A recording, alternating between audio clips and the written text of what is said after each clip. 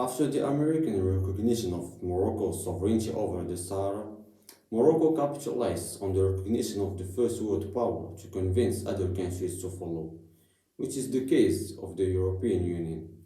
This is a logical step when one knows that the European Union is the second world power after the United States.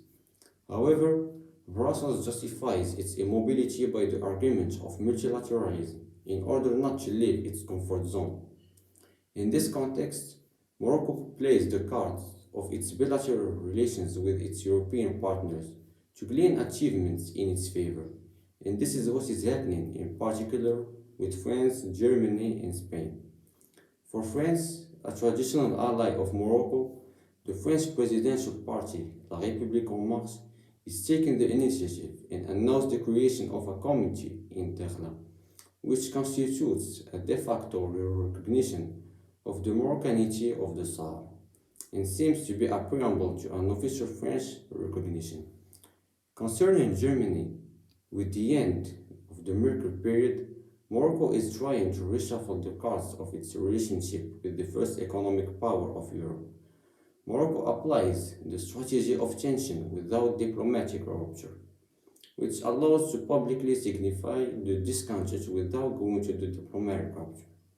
It is said in diplomatic circles that Berlin is totally reluctant to consider a change in its position, and taking into account its weight, influence in the region and international forums, its position would block a European dynamic in favor of Morocco and may infect the position of other countries.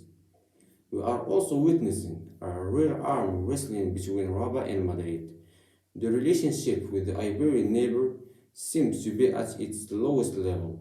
Spain does not see in a good eye the rise of Morocco on the regional level, which threatens its hegemony of the region, especially the Mediterranean basin and the Atlantic coast.